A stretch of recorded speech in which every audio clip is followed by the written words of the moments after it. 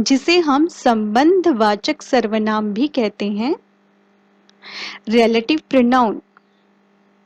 A relative pronoun is one which is used to refer to nouns mentioned previously, whether they are people, places, things, animals, or ideas. Relative pronouns can be used to join two sentences. Relative pronouns वो होते हैं जो use किए जाते हैं to refer to the nouns, किसी noun को refer करने के लिए जो पहले यूज किए जा चुके हैं, और हम इन्हें बोल सकते हैं कि ये टू सेंटेंसेस को ज्वाइन करने के लिए यूज किए जाते हैं। For example, who, whom, that, which, whoever, whomever, whichever, ये वो वर्ड्स हैं जो यूज किए जाते हैं to refer to nouns mention previously, whether they are people, places, things, animals और ideas. चलिए sentences देखते हैं. This is the place where we met. ये वो जगह है जहां हम मिले थे. तो यहाँ पे where वर्ड जो है वो रेफर कर रहा है एक नाउन को, किसी जगह को, किसी प्लेस को. So where is a relative pronoun. You can choose one person whomever you like. तुम चूज कर सकते हो किसी पर्सन को, किसी एक पर्सन को जिसे तुम पसंद करते हो. तो यहाँ पे पर्सन को whomever से रेफर किया गया है. तो whomever जो है वो एक relative pronoun है. He who hesitates is lost. अब he जो वर्ड है एक प्रोनाउन है, उसको who से रेफर किया गया है. तो who वर्ड जो है वो एक रिलेटिव प्रोनाउन है. डेमोन्स्ट्रेटिव प्रोनाउन, जिसे हम हिंदी में निश्चयवाचक सर्वनाम भी कहते हैं. Demonstrative pronoun indicates the object that we try to describe or tell you the specific distance of the object. Demonstrative means demonstrate करना, describe करना किसी object के बारे में. ये उसकी indication बताता है कि how far is the object from you and how near is the object from you. For example, अगर कोई object singular है और वो आपके पास है, आप उसके बारे में कुछ डिस्क्राइब कर रहे हो, तो आप दिस वर्ड उस ऑब्जेक्ट के लिए यूज करोगे. अगर वो ऑब्जेक्ट आपसे दूर है तो आप दैट यूज करोगे. सो लाइक प्लूरल के लिए एक से ज्यादा ऑब्जेक्ट्स हैं और वो आपके पास है, आप उसके बारे में कुछ डिस्क्राइब कर रहे हो, तो आप दीज यूज करोगे. और एक से ज़्यादा ऑब्जेक्ट्स हैं और आप उसके बारे में डिस्क्राइब कर रहे हो, आपसे दूर हैं, तो आप दोज यूज करोगे. चलिए हम सेंटेंसेस देखते हैं डेमोन्स्ट्रेटिव प्रोनाउन के. This is my book. Here this is a demonstrative pronoun. यह एक बुक की बात हो रही है जो पास पे है, इसलिए दिस का यूज किया गया है. These are my books. So here these word is a demonstrative pronoun. Next one is interrogative pronoun, जिसे हम प्रश्नवाचक सर्वनाम भी कहते हैं.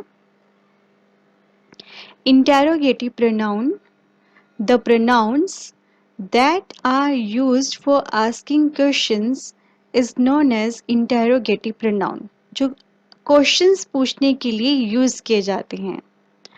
For example, what, who, which, whose, whom, etcetera.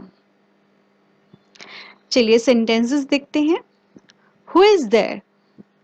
तो यहाँ पे हु वर्ड जो है वो एक इंटेरोगेटिव प्रोनाउन है. What do you want.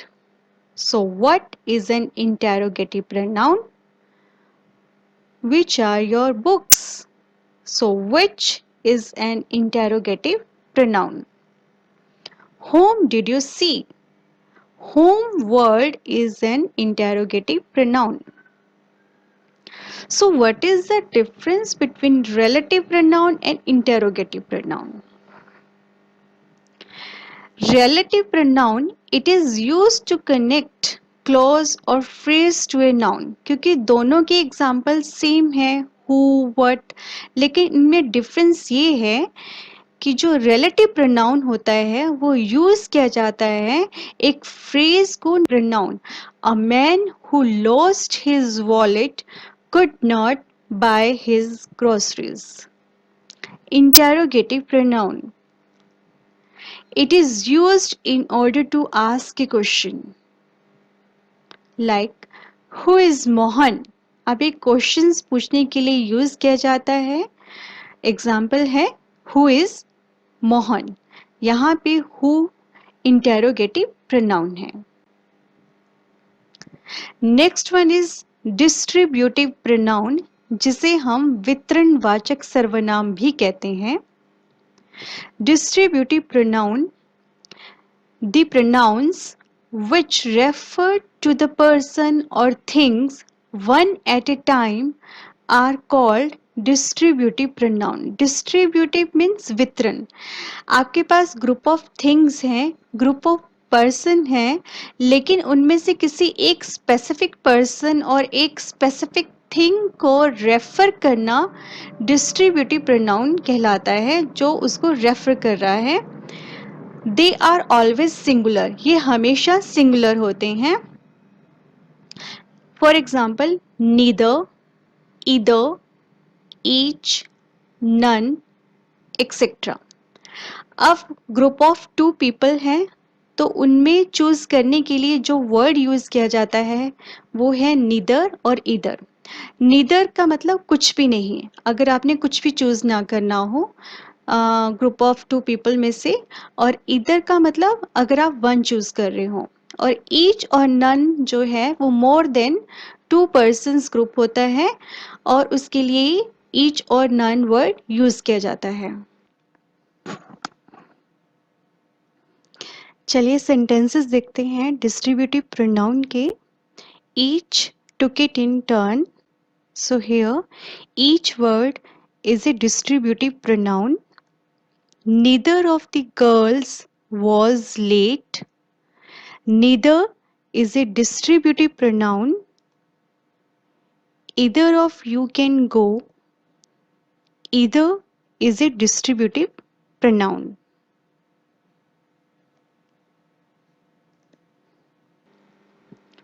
Next one is possessive pronoun, जिसे हम अधिकारवाचक सर्वनाम भी कहते हैं. Possessive, the pronoun which shows the possession or ownership is called possessive pronoun. जो ownership शो करता है कि ये मेरा है. For example, my, mine, hers, yours, ours, etc. Thanks for watching.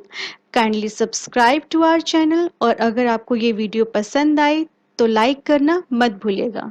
Thanks.